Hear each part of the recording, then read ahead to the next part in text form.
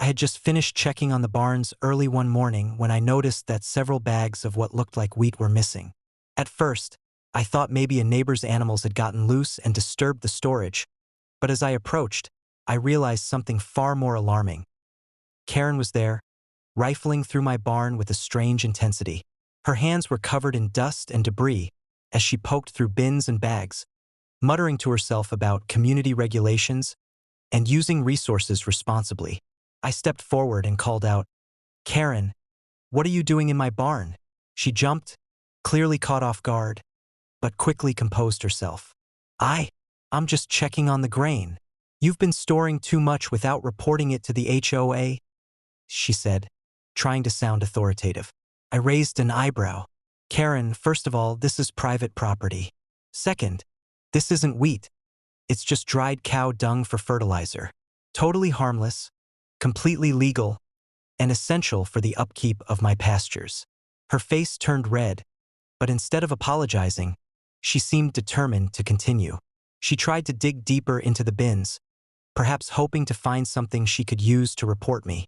I sighed and decided it was time to step up the game. I calmly called the sheriff's office to report trespassing.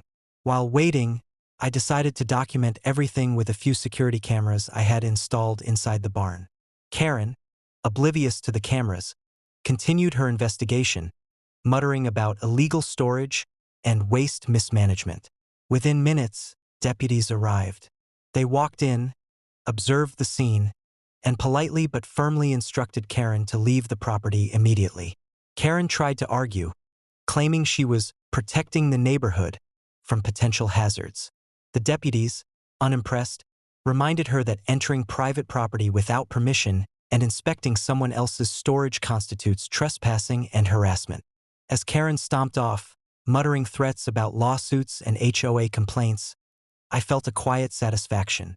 I knew she had no evidence, no legal standing, and her attempts to meddle had only reinforced the legitimacy of my property rights.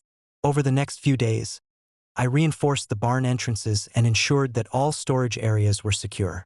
I also sent an official letter to the HOA board detailing Karen's trespassing, emphasizing that her claims were unfounded and her actions illegal. The board responded swiftly, warning her that any further attempts to interfere with my property would result in formal legal consequences. This episode became another reminder of why vigilance and preparedness are essential when dealing with someone like Karen. While her intentions, or at least her claims, might have been framed as helpful, the reality was clear. She had no authority here, and her actions were entirely self-serving.